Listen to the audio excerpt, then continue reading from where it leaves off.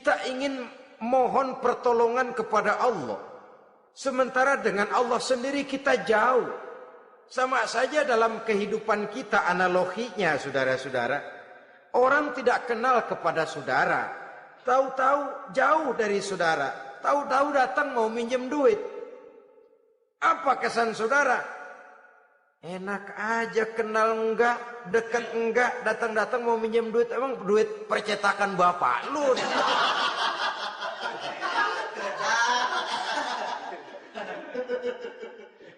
Sedangkan yang kita kenal, sedangkan yang kita bertemu tiap hari, sedangkan yang sering datang ke tempat kita, kalau satu saat dia pinjam duit, toh kita kadang-kadang masih mikir, apalagi datang nggak pernah, berkunjung nggak pernah, ngobrol nggak pernah, apalagi kenal juga nggak pernah, datang-datang mau minta, macam apa?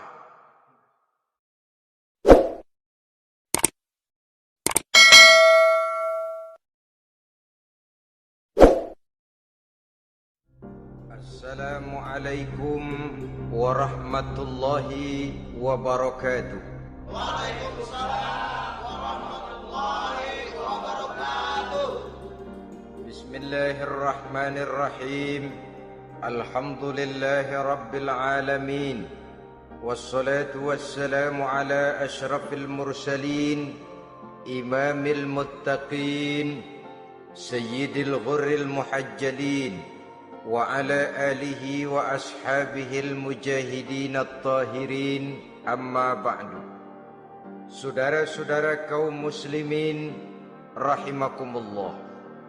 Satu hari ketika seorang ulama besar bernama Al-Imam Al-Faqih Abu Lais tengah berjalan-jalan di dekat kota Basrah, berkelumpulah sekelompok orang di dekat beliau. Mereka datang mengajukan satu pertanyaan. Imam, kami ingin bertanya.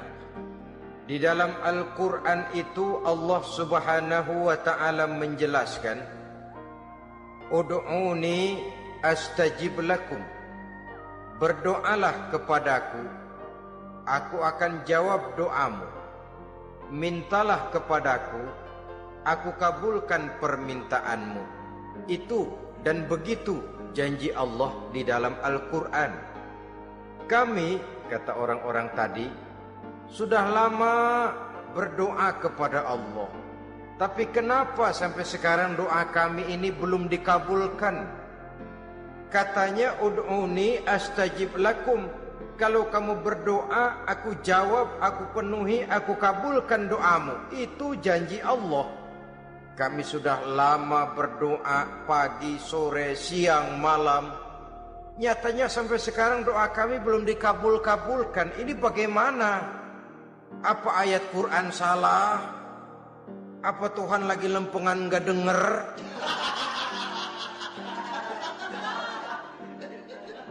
Apa doa kami yang terbalik? Kelihatannya sepele saja ini. Doa tidak didengar oleh Allah. Permohonan tidak dijawab, tidak dikabulkan oleh Allah. Tapi sebenarnya kalau kita mau merenung, kemalangan apa yang paling besar dalam kehidupan ini? Selain daripada kalau permohonan dan doa kita sudah tidak dihiraukan oleh Allah, artinya hidup sudah tidak diopeni oleh Allah. Jangankan Allah, saudara-saudara, kita nggak diopeni sama mertua saja bingung. Ini mertua diem aja, kalau saya salah apa salahnya, kalau ada yang dikepengenin apa kepengenannya, boyak ngomong kenapa diem begitu. Ini tidak diopeni oleh Allah. Kemalangan apa yang lebih malang selain daripada kalau doa tidak didengar oleh Allah? Itu sudah kemalangan yang paling malang, lebih malang dari kota Malang saya kira.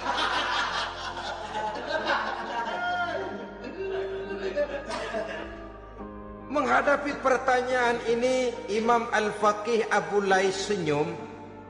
Lalu beliau berkata, tuan-tuan, tahu kenapa doa tuan-tuan tidak dijawab? Permohonan tidak dikabulkan? Allah sudah tidak memperdulikan tuan-tuan ini? Kami tidak tahu, Imam, maka kami bertanya. Begini, hati tuan-tuan itu mati. Dari hati yang mati, channel tidak nyambung kepada Allah. Dari channel yang putus tidak ada getaran strom, bagaimana akan timbul gejala? Hatimu mati, jadi pantas kalau doa tidak dikabulkan, permohonan tidak dipenuhi, doa tidak terjawab, hatimu mati. Saudara-saudara kaum muslimin, dari hati yang mati ini, getaran tidak akan sampai ke hadratullah azza wa jalla. Nah, ini juga satu penyakit yang kita sangat khawatirkan, yaitu apabila hati kita sudah mati selagi jasad masih hidup. Artinya, jadilah kita bangkai berjalan di hadapan Allah Subhanahu wa ta'ala. Sementara kita sangat disibukkan dengan menggali berbagai macam jenis obat penangkal penyakit zahir, dan kita kurang perhatian untuk mencari obat penangkal penyakit batin yang kalau diserang penyakitnya menghancurkan kehidupan abadi di akhirat nanti. Perkembangan ilmu kedokteran nyata benar diikuti dengan perkembangan jenis-jenis penyakit. Makin maju ilmu kedokteran, makin modern penyakit. Ngerti juga rupanya itu penyakit. Dulu kita tidak kenal yang namanya AIDS. Kita tidak tahu yang namanya liver. Kita tidak kenal yang namanya stres. Paling yang banyak cika, masuk angin, dan sebagainya. Tapi baiklah, penyakit-penyakit batin yang menyebabkan hati menjadi mati, dan dari hati yang mati, doa tidak naik, tidak didengarkan oleh Allah Subhanahu wa ta'ala. Nah, kata orang-orang tadi, yang menyebabkan hati kami mati ini apa, Imam? Beliau menjawab, pertama, araftumullaha wa lam tu'tuhu haqqahu.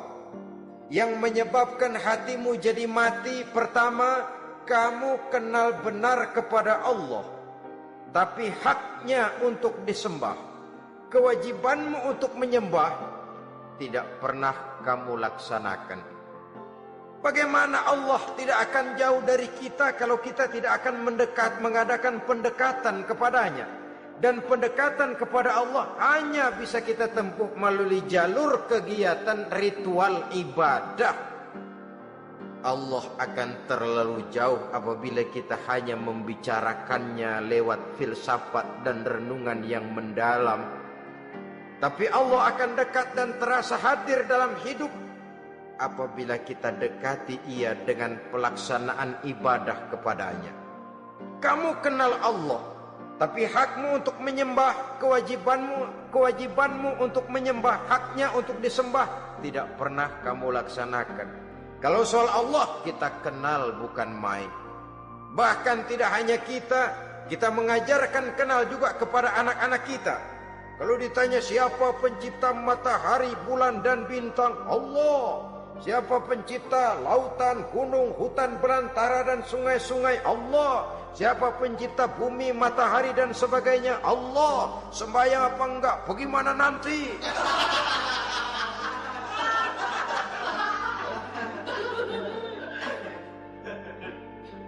Tanpa pendekatan, Allah akan jauh. Apabila Allah jauh, maka doa tidak akan didengarkan olehnya. Oleh sebab itu, logika mengajarkan kepada kita, berpayahlah dulu. Wa mal ladzatu illa ba'da ta'ab. Inna ma'al usri yusra. Di balik kesulitan menunggu kemudahan. Nikmat baru akan terasa. Kelezatan hidup baru akan terasa. setelah kita jerih payah banting tulang peras keringat. Rasanya memang lebih nikmat sepotong singkong hasil cucuran keringat sendiri ketimbang roti dijejelin orang. Ini berarti kita ingin mohon pertolongan kepada Allah, sementara dengan Allah sendiri kita jauh. Sama saja dalam kehidupan kita analoginya, saudara-saudara. Orang tidak kenal kepada saudara, tahu-tahu jauh dari saudara, tahu-tahu datang mau minjem duit. Apa kesan saudara? Enak aja, kenal enggak, dekat enggak, datang-datang mau minjem duit. Emang duit percetakan bapak lu?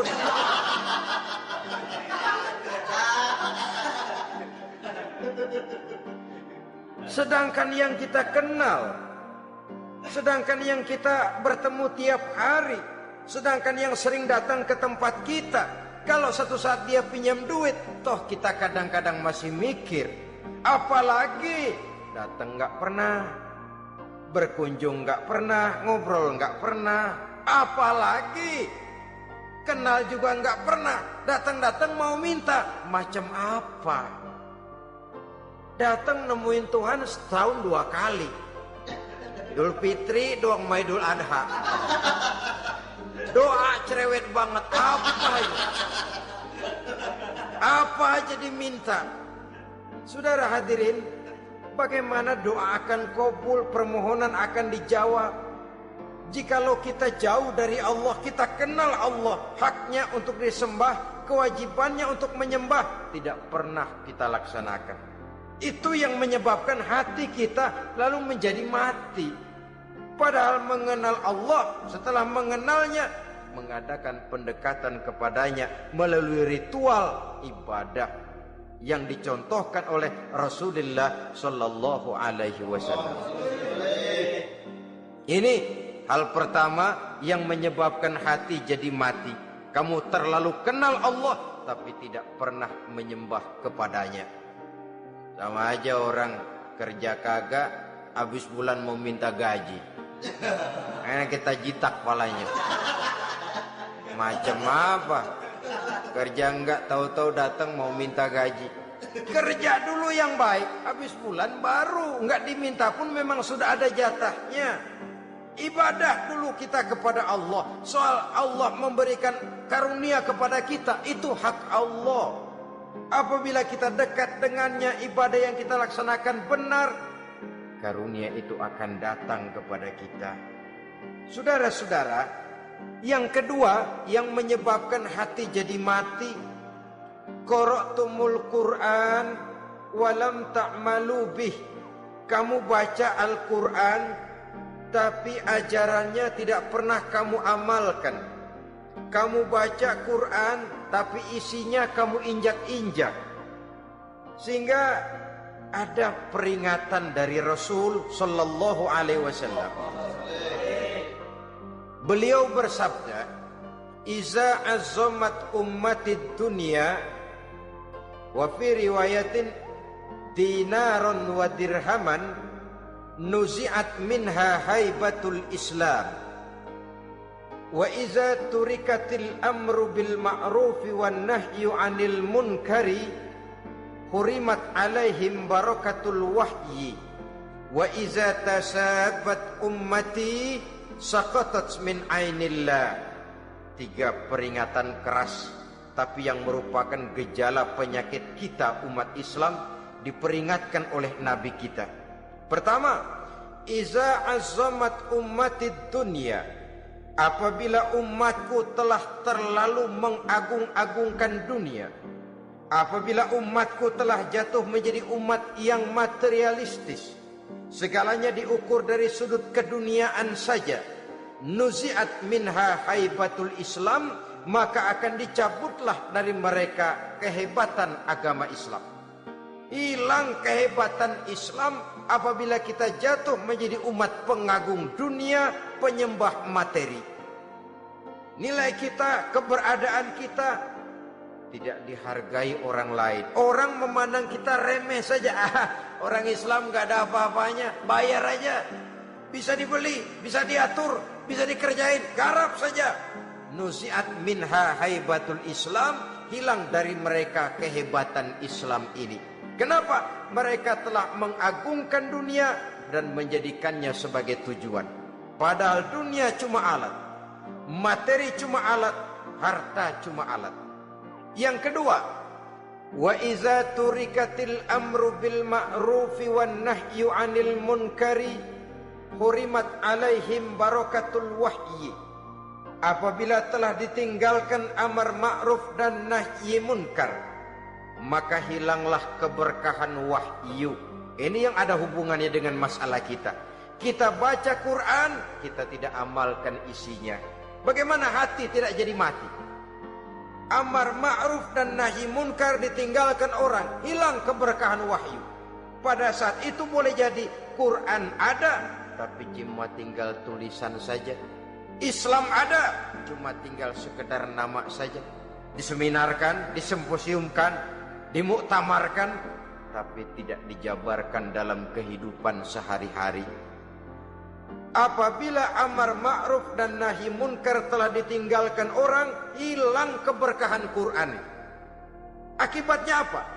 Apabila amar ma'ruf tidak lagi digalakkan orang, nahi munkar tidak dilaksanakan orang, lalu orang menilai sesuatu menurut seleranya sendiri. Mana yang ma'ruf, mana yang munkar, tidak ada lagi patokan utama.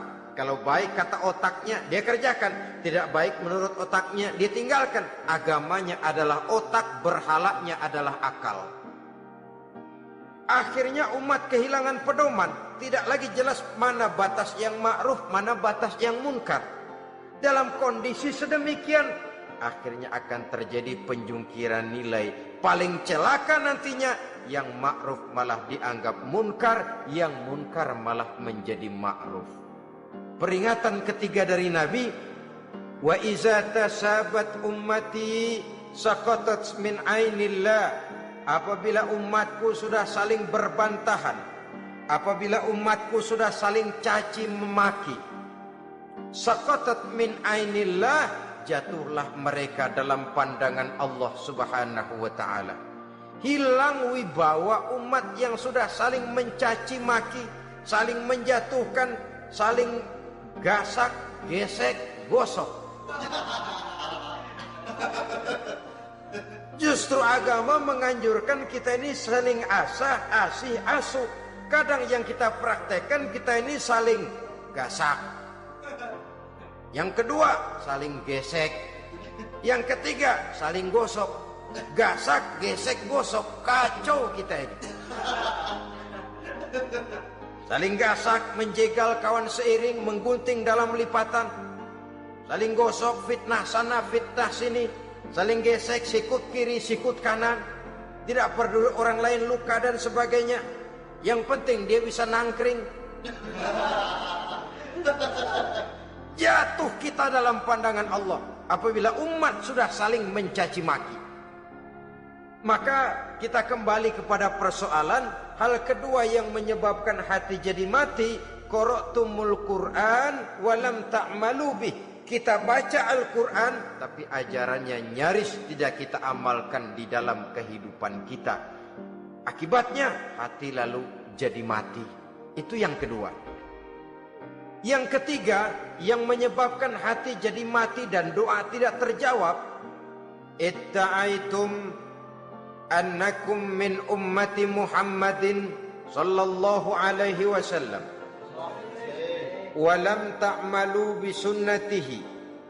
Kamu mengaku, kamu memproklamirkan diri sebagai umatnya Nabi Muhammad, tapi sunnahnya tidak pernah kamu amalkan. Malahan perkembangan paling akhir, bukan saja tidak mau mengamalkan sunnah, malah mengingkari sunnah. Inna lillahi wa inna ilaihi raji'un. Oh, Nabi Muhammad itu manusia biasa seperti kita.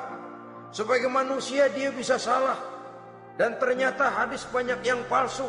Yang otentik cuma Quran. Selebihnya adalah sejarah. Tidak ada itu sunnah. Langsung saja kepada Quran. Oh, hadis itu bukan sumber hukum. Oh, tidak perlu mengamalkan sunnah. Saudara-saudara kaum muslimin, Mengaku kita umat Nabi, tapi sunnahnya kita campakkan, tidak kita amalkan. Setelah tidak kita amalkan, kita campakkan. Setelah kita campakkan, kita ingkari pula. Inna lillahi wa inna ilaihi raji'un. Bagaimana hati tidak jadi mati? Kalau siang malam kita memproklamirkan diri sebagai umat Nabi Muhammad, sementara sunnahnya kita campakkan, kita abaikan, dan kita ingkari di sunnah itu.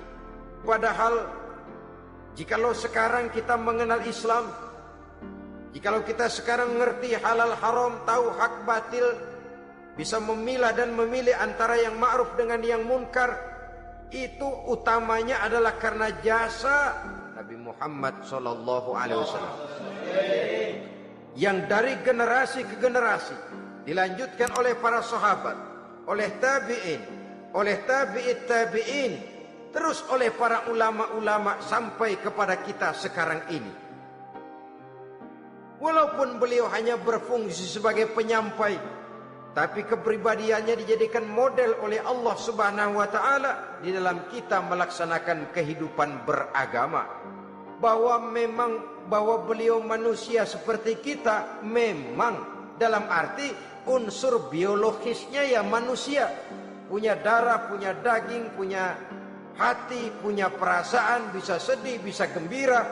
Tetapi beliau itu termasuk basyarun la kal basyar, manusia yang tidak seperti manusia pada umumnya, punya spesifik.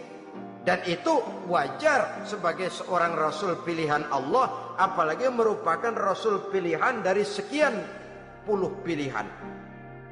Bahwa jamrud itu batu memang, tapi nilainya kan berbeda dengan batu kolar. Satu truk batu kolar dengan barangkali segenggam batu jamrud, nilainya tentu jauh lebih mahal batu jamrud. Kalau soal batunya, sama batunya, tapi nilainya berbeda karena esensinya berbeda. Kita manusia, Nabi Muhammad juga manusia, sama manusianya memang, tapi kualitasnya, nilainya tentu jauh panggang daripada api. Itu sebabnya Allah menjadikan beliau sebagai model. Laqad kana lakum fi rasulillahi uswatun hasanah. Di dalam diri Rasul itu terdapat contoh teladan yang sangat baik bagi kita. Oleh karenanya, pada pertemuan kali ini, apabila kita konsekuen mengaku umat Nabi Muhammad, marilah konsekuen juga menegakkan sunnahnya. Yang keempat, yang menyebabkan hati jadi mati dan doa tidak terjawab, akaltum ni'mata rabbikum walam tashkurulah.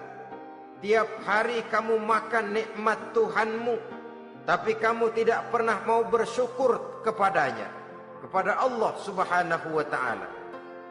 Nikmat Tuhan kita doyan banget, tidak pernah sehari dan sesaat pun terlepas diri dan hidup ini dari nikmat-nikmat yang diberikan Allah.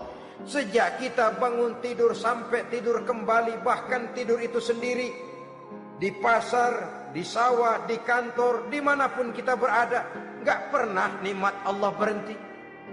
Hidup kita dalam alam diberikan segala fasilitas untuk menunjang kehidupan. Gak pernah Allah pasang pajak matahari, gak pernah Allah pasang pajak gas udara. Nikmat-nikmat yang banyak itu tiap hari kita kecap, tiap hari kita nikmati, tapi kita tidak pandai bersyukur. Padahal Allah memberikan peringatan keras dalam hadis qudsinya, man lam yashkur ala na'mai wa lam yasbir ala balai falyakhruj min tahti samai wal yatlub rabban siwaya. Siapa yang tidak mau bersyukur terhadap nikmat yang aku berikan kepadanya, dan tidak mau bersabar terhadap ujian yang aku berikan kepadanya, silahkan keluar saja dari kolong langit ini dan cari Tuhan selain aku. Diusir oleh Allah. Kalau orang tidak mau bersyukur terhadap nikmat yang aku berikan, dan tidak mau bersabar terhadap ujian yang aku timpakan, keluar dari kolong langitku, keluar. cari Tuhan selain aku. Diusir, lah yang ngusir Allah. Anak sekarang bilang mau ke Menong.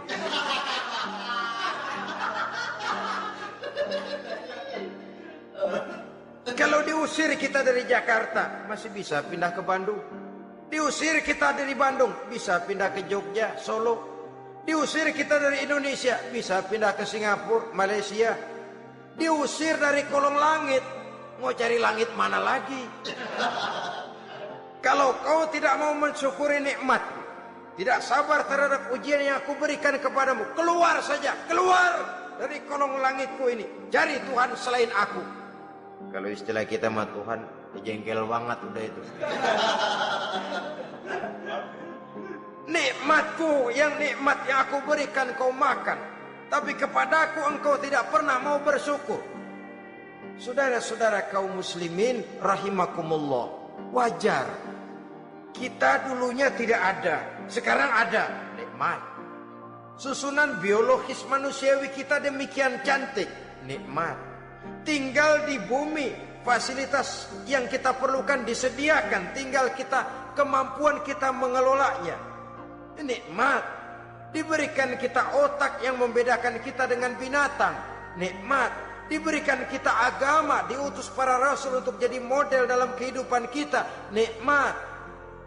Kalau cara kita emang kurang apa sih? Apa yang kurang, hai manusia? Engkau tidak ada, aku adakan. Kalau aku perintahkan kau tinggal di bulan, mungkin kau tidak akan sanggup hidup. Begitu lahir juga kelepek-kelepek habis. Ya nggak ada HO2 toh di bulan, mau ngisap apa? Aku tinggalkan kau, aku perintahkan tinggal di permukaan bumi. Alamnya indah, fasilitas serba menunjang. Nikmati semuanya, semuanya untuk kamu, semuanya. Satu pintaku, syukuri nikmat yang aku berikan kepadamu.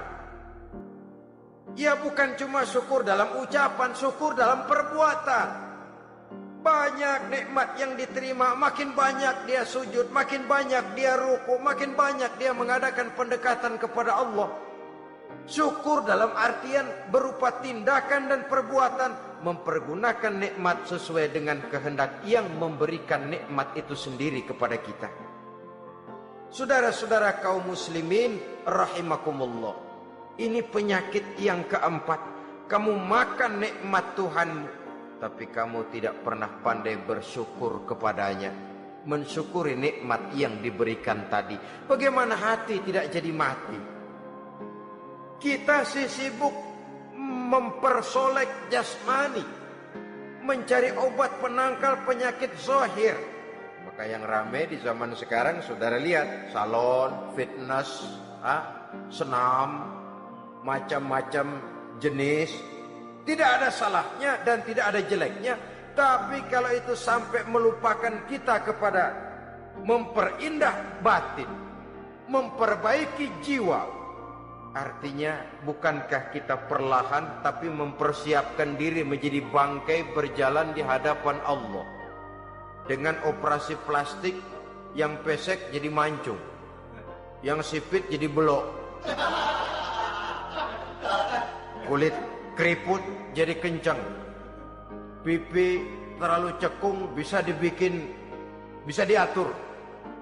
Saudara-saudara, tapi kalau hati yang rusak, jiwa yang rusak, kemana lagi kita akan berobat kalau bukan kepada agama? Maka hati itu jadi mati apabila kita selalu memakan nikmat Allah dan tidak pandai mensyukuri nikmat itu. Dari hati yang mati tidak akan ada getarannya. Oleh sebab itu doa tidak terjawab. Selanjutnya yang menyebabkan doa tak terjawab dari sebab matinya hati, qultum annal mauta haqqun wa lam tasta'iddu lahu. Kamu berkata, kamu yakin bahwa mati adalah sesuatu yang benar, tapi kamu tidak pernah punya persiapan untuk mati.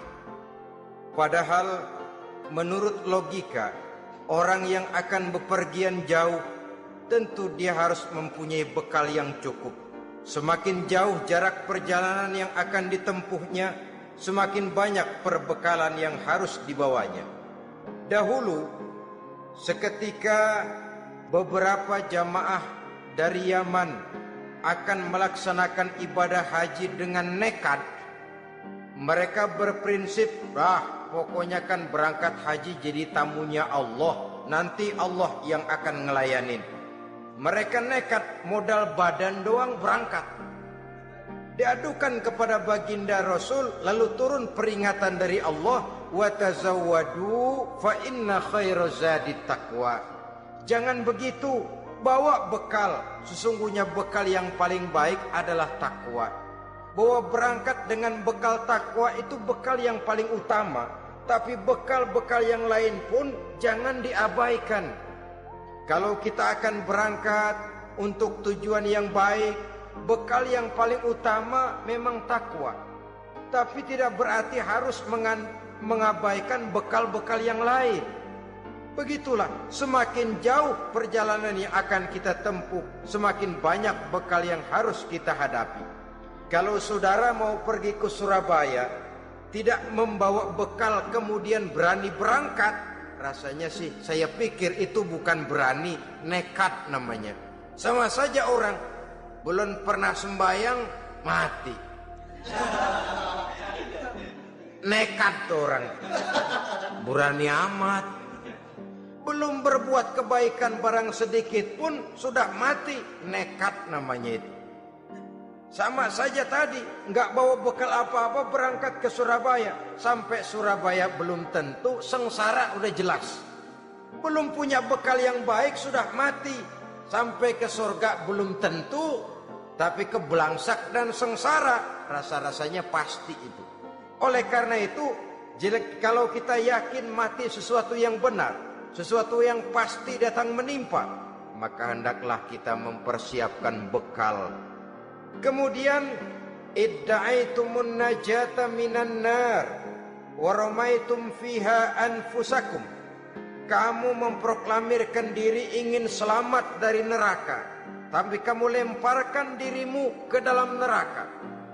Bagaimanapun bajingannya bajingan, kalau ditanya ente mau masuk neraka enggak? Jawabannya pasti enggak.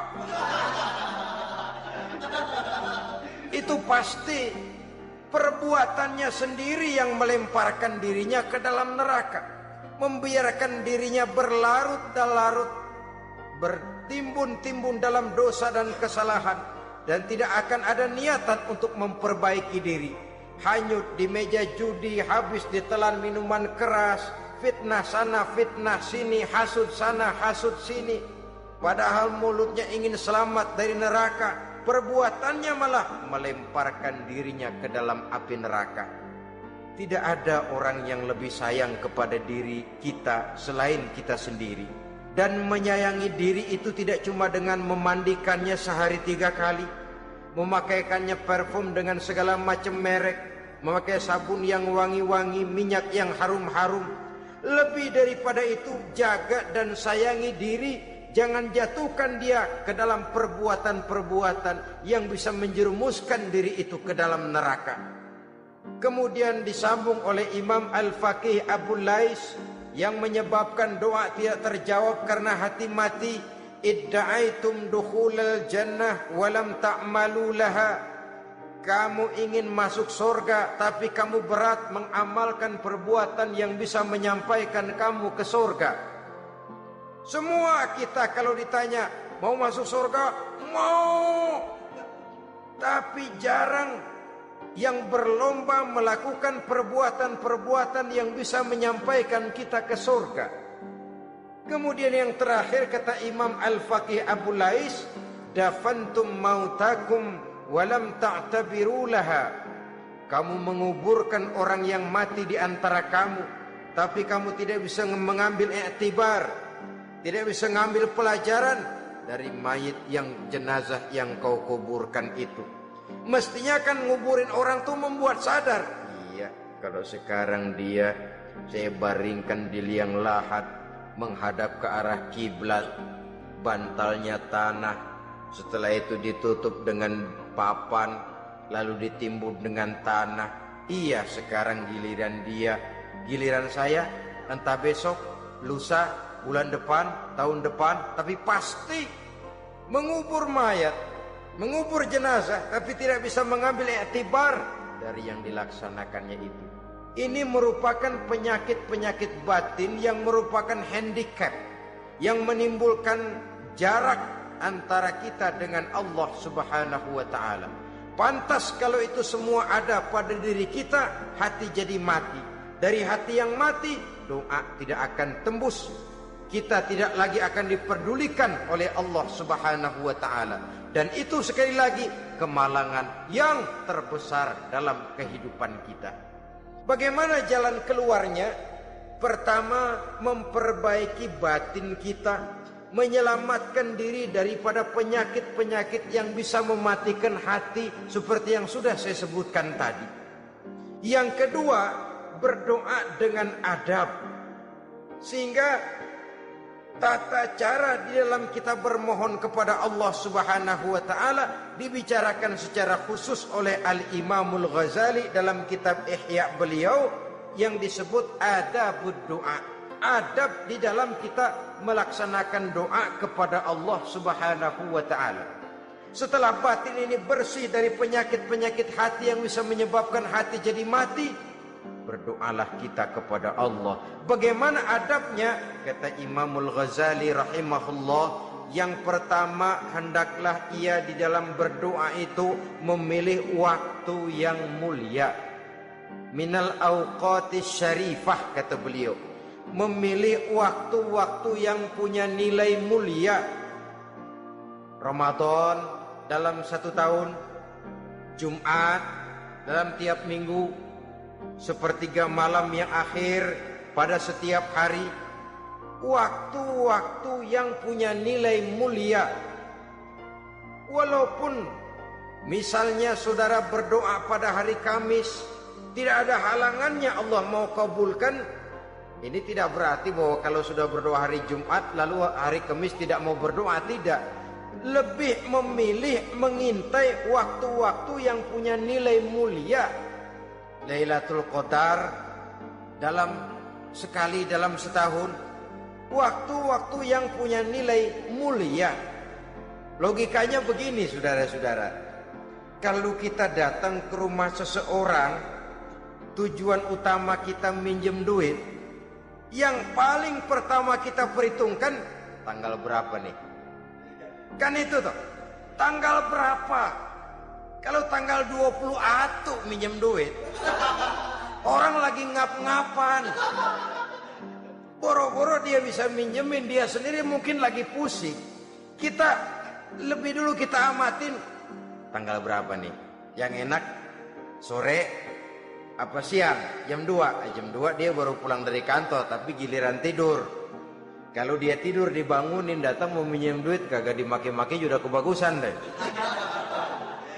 Kan kita lihat waktunya, timingnya kata orang sekarang. Tanggal berapa, sore apa malam, apalagi gulem apa terang bulan. Itu semua sudah kita atur sedemikian rupa, memilih waktu. Yang kedua kata Imamul Ghazali, memilih keadaan yang istimewa. Kalau tadi soal waktu, yang kedua soal keadaan. Ada situasi-situasi di mana doa itu diijabah oleh Allah Subhanahu wa ta'ala. Di antaranya kata Imam Abi Hurairah, inda zahfi sufuf fi sabilillah, pada waktu mengatur barisan perang membela agama, di situ doa kabul. Inda nuzulil ghais, ketika turun gerimis, di situ doa makbul. Inda iqamis shalah, ketika salat mau didirikan, riwayat lain bainal azan wal iqamah, antara azan dan qomat, di situ doa makbul. Itu memilih keadaan-keadaan. Kemudian yang ketiga kata beliau, berdoa menghadap kiblat. Ya, apa kalau doa madhab mudik Tuhan gak tahu? Tahu. Tuhan gak dengar? Dengar. Cuma lebih etis. Lebih etis kalau kita berdoa menghadap ke arah kiblat. Saudara-saudara kaum muslimin rahimakumullah. Yang keempat, hifdzus shaut, menyederhanakan suara. Tidak terlalu keras, juga tidak terdengar orang lain, apalagi kalau doa kita diaminkan oleh orang lain. Tidak usah terlalu keras. Kenapa? Karena Allah yang kita meminta kepadanya bukan zat yang tuli, bukan zat yang buta, bukan zat yang tidak dengar, bahkan Dia Maha dengar. Juga tidak terlalu seperti orang berbisik-bisik, apalagi kalau doanya doa bersama-sama. Tapi kadang-kadang terdorong oleh husnuzon dari para makmum saja. Tidak peduli apa yang dibaca oleh imam, yang kedengaran cuma amin aja keringan. Amin, amin, amin, amin, amin, amin.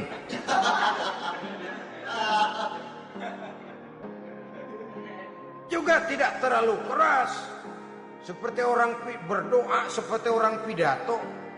Saudara-saudara kaum muslimin rahimakumullah. Yang kelima, alla yatakallafa saja' fid doa. Dalam berdoa, kalau istilah kita, jangan nyelongcong. Sajak sujak ini menunjukkan sikap berani kepada Allah. Misalnya ada orang berdoa, ya Allah ampunilah saya kalau engkau mau. Kalau Allah mau, kasihanilah saya ya Allah kalau engkau mau. Itu doa orang songong. Atau sama saja, ya Allah berilah saya rezeki dikit aja. Emang kenapa pakai begitu? Allah yatakallafa saja fi doa. Yang keenam, kata Imamul Ghazali, at-tadarru' wal khusyu'. Dengan tadarru' dan khusyuk, dengan sikap tawadu, benar-benar ya seperti kita lah kalau datang memang menghajatkan pertolongan dari seseorang, segala action kita atur supaya hajat kita itu kabul, kan begitu. Kadang-kadang istilah orang kalau perlu ngesor mah ngesor dah, yang penting permintaan dikabulkan, gitu saja. Kita lihat sekarang ini, ramai orang bicara soal film-film Parno. Kelihatannya pendatang-pendatang baru, pokoknya asal bisa main dah, bugil ya bugil dah. Yang penting nyohor, bisa tampil. Walaupun dalinya semua sama, mula-mula cuma iseng. Adegan panas bagaimana? Kalau tuntutan skenario apa boleh buat? Apa boleh buat? Emang nggak bisa milih. Setelah film beredar baru saya juga jijik ngeliat, ya tadi kemana waktu bikin? Udah jadi baru jijik, bikinnya merem memang itu.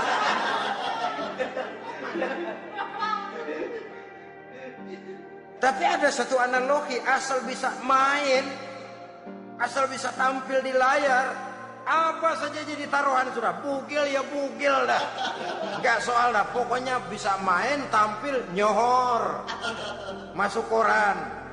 Udah seperti kata-kata orang Arab, bul ala zamzam fatu'raf. Kalau pengen terkenal kencingin sumur Zamzam. Artinya apa? Bikin yang aneh-aneh, yang orang gak kerjain, ntar ngetop. Yang ngetop lempengan jeleknya. Sumur Zamzam dikencingin, kan nyohor itu.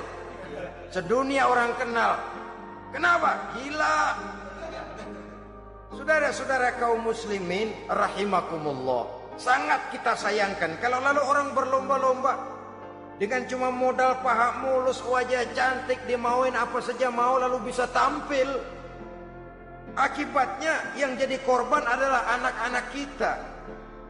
Disuguhi tontonan-tontonan yang meracuni jiwa mereka.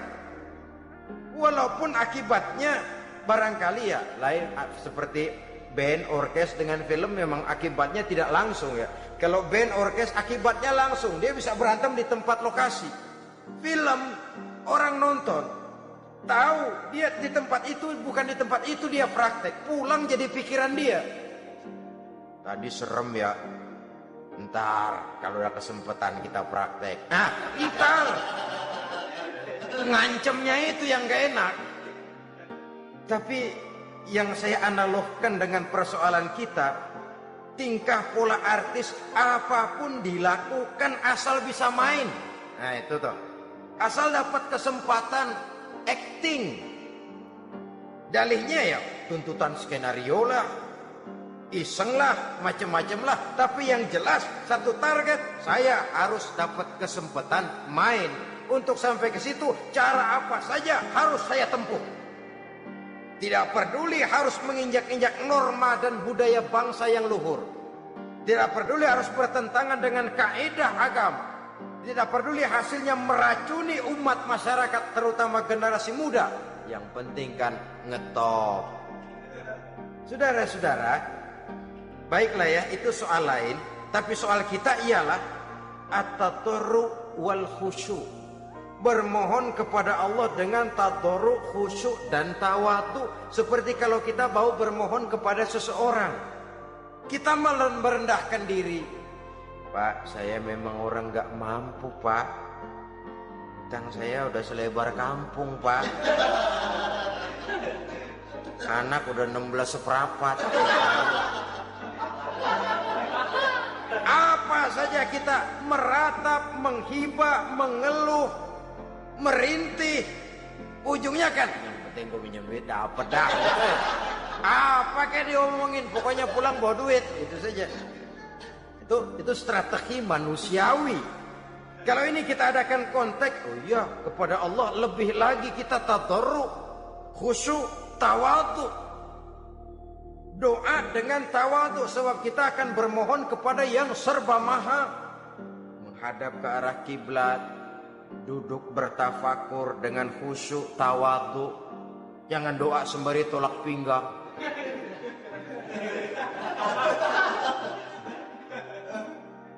Yang ketujuh, kata Imamul Ghazali, ayyujzimad du'a wa yuqina bil ijabah. Hendaknya dia menjazamkan doanya itu dan yakin bahwa doanya akan dikabulkan oleh Allah. Sebab kata Nabi, innallaha la yaqbalu du'aan min qalbin ghafilin lahin.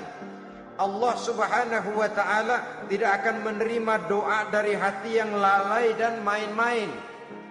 Doa ke orang ugah-ugahan.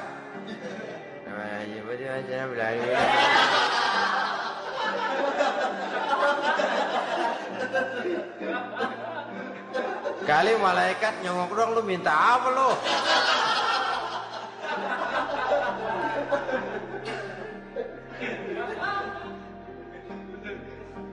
Seperti tadi itu, kita datang mau minjem duit sama orang, ngomongnya ogah-ogahan. Minjem duitnya dikasih syukur enggak, ya udah. Ya enggak dah, enggak dikasih sudah. Kenapa? Mintanya begitu. Enggak serius dan enggak yakin bahwa doanya akan dikabulkan.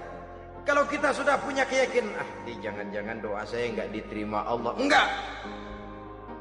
Kata Allah, ana inda sonni abdi bi. Aku sih bagaimana menurut sangka hambaku kepadaku saja. Kalau sangkanya baik, aku baik. Kalau sangkanya doanya dikabulkan, aku kabulkan. So itu doa harus dengan pasti dan harus dengan yakin doa itu akan dikabulkan dan meluruskan harapan, membenarkan cita-cita, meluruskan maksud apabila doa itu dikabulkan oleh Allah Subhanahu wa taala. Saudara-saudara, oleh karenanya jangan doa setengah hati. Jangan berdoa sambil main-main. Apalagi menghadap kiblat dengan dua tangan terangkat sebagaimana dicontohkan oleh Rasulullah sallallahu alaihi wasallam. Bahwa berdoa tanpa mengangkat kedua tangan pun Allah tahu, Allah dengar, tapi kelihatannya kurang serius. Seolah-olah terserah ada Tuhan, mau dikasih ya kasih, enggak ya udah.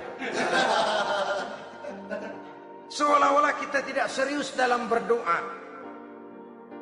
Kemudian yang berikutnya kata Imamul Ghazali, ayyaftatahad du'a bi dzikrillah fala yabda'u bisu'al. Hendaknya dia mulai berdoa itu dengan menyebut nama Allah, berzikir kepada Allah. Fala yabda'u bisu'al, jangan langsung memulai dengan permintaan. Ini tata krama etisnya. Sama juga orang kirim surat, salam sejahtera kami haturkan, padahal mah nggak ada itu juga nggak apa-apa. Itu kan maksud mukaddimah saja. Besar harapan kami semoga Bapak dan sekeluarga di sini pun berada dalam keadaan sehat walafiat. Selanjutnya kami telah dengar dari berbagai teman tentang kedermawanan Bapak, tentang bantuan Bapak di berbagai bidang yang menyangkut sosial pendidikan. Sehubungan dengan itu maka kami bermaksud mengajukan permohonan. Baru masuk itu mah 15 kalimat kesenuin, urusan lain. Intinya sehubungan dengan itu kami bermaksud memohon kepada Bapak. Kita mulai. Salam sejahtera kami haturkan, bersama ini pula kami macam-macam lah. Sama juga seperti tadi itu. Kita datang mau minjem duit. Datang karena kita tahu datang habis bulan. Malam terang bulan. Udaranya sejuk. Ngobrol lah kita. Dapat teh. Apa kabar Pak? Baik. Aduh Bapak sih untung dah Pak. Kayak pemurah lagi. Saya tahu Bapak banyak nyumbang di mana-mana. Di Angon aja tuh orang di Angon.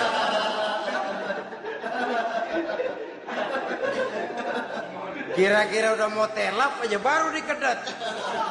Ngomong-ngomong Pak. Nah. Mulai nih kalau udah ngomong dah tuh mulai. Baru masuk. Jadi etisnya berdoa itu dimulai dengan zikrullah. Karena itu umumnya dimulai dengan alhamdulillahi rabbil alamin. Kita puji dulu Allah. Alhamdulillahi rabbil alamin hamdan yuwafi ni'amahu wa yukafi'u mazidah. Kita puji dulu Allah. Seperti orang tadi lah. Kita puji dulu kebaikannya. Walaupun pada akhirnya kita minjem duitnya. Sebenarnya Allah nggak perlu dipuji toh. Dipuji atau tidak Allah tetap termulia. Ini etis manusia. Allah tidak berharap untuk dipuji oleh manusia. Allah tidak untung seluruh alam memujinya. Manusia mau muji atau tidak itu urusan manusia sendiri. Allah tidak minta untuk dipuji. Allah juga tidak gila kepada pujian. Kalau kita memulai doa dengan pujian, etis kita kepada Allah Subhanahu wa taala di dalam kita bermohon kepadanya. Saudara-saudara kaum muslimin rahimakumullah. Kemudian menyesuaikan doa dengan kondisi. Ini termasuk syarat batin ya, taubat, waratul mazalim kata Imam Ghazali, menolak segala macam kezoliman. Artinya kalau berdoa tuh tahu diri. Kalau gaji kita sebulan 700 atau 800 900 ribu, berdoa minta rezeki 1 juta, itu tahu diri namanya. Kan cuman kurang 100 ribu. Ya, kalau kerja kagak minta gajian 1 juta. Pengen doa dikabulkan, rasanya secara etis nggak tahu diri orang berdoa seperti itu. Orang datang mau minta duit, mau pinjam duit kepada kita, kan kita lihat kira-kira mampu ngembaliin nggak nih orang. Kita lihat, kita evaluasi kemungkinannya. Lalu si yang minjem tentu tahu diri. Kalau memang kekuatannya ngembaliin tidak seperti kekuatannya mulangin, hendaknya dia timbang rasa. Begitu juga kepada kita etisnya kepada Allah Subhanahu wa taala. Tahu diri, menyesuaikan doa dengan keadaan. Kalau tidak ada gap terlalu jauh panggang daripada api, nanti nasibnya bagai si pungguk merindukan bulan. Apabila adab-adab di dalam berdoa ini kita perhatikan, sejak dia dari adab yang zahir sampai kepada adab yang batin, kemudian penyakit-penyakit yang membuat hati itu jadi mati, maka insya Allah doa kita dijabah oleh Allah Subhanahu wa ta'ala. Dalam Al-Baqarah ayat 186 Allah Subhanahu wa ta'ala menjelaskan, wa iza sa'alaka ibadi anni fa inni qarib ujibu da'watad da'i iza da'ani falyastajibu li wal yu'minu bi la'allahum yarshudun. Apabila hambaku bertanya kepadamu Muhammad tentang aku, kata Allah, fa inni qarib, katakan kepadanya aku dekat sekali dengan mereka. Ujibu da'watad da'i iza da'an, aku akan jawab, aku kabulkan permohonan orang-orang yang berdoa kepadaku. Falyastajibu li wal yu'minu bi, maka hendaknya mereka juga menjawab panggilanku atas dasar iman kepadaku. La'allahum yarsyudun, semoga dengan ini mereka kelak mendapat petunjuk. Saudara-saudara, Al-Baqarah 186 ini dengan nyata menjelaskan kepada kita, Allah akan menjawab doa, mengabulkan permohonan apabila kita falyastajibuli wal yu'minu bi, juga menjawab panggilan Allah atas dasar beriman kepadanya. Logikanya tadi itu, araftumullaha wa lam tu'tuhu haqqahu. Kita tidak pernah mau menjawab panggilan Allah sementara kita berharap doa kita dijawab oleh Allah. Apa enggak pincang? Apa enggak berat sebelah?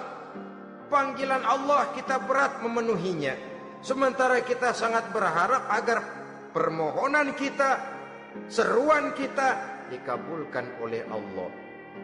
Menjawab panggilan Allah atas dasar beriman kepadanya. Kenapa? Ada orang menjawab panggilan bukan berdasarkan iman, tapi karena target lain. Datang sembahyang Jumat paling dulu, target utamanya pulang juga paling dulu nyabet sendal, nyabet sepatu. Menjawabnya iya, tapi tidak karena iman. Jadi apabila kita rajin menjawab panggilan Allah atas dasar beriman kepadanya, maka seruan, permohonan, doa niscaya dikabulkan olehnya. Ini saja, mudah-mudahan ada manfaatnya. Terima kasih atas segala perhatian. Mohon maaf atas segala kekurangan. Usikum wa nafsi bitaqwallah. Wassalamualaikum warahmatullahi wabarakatuh.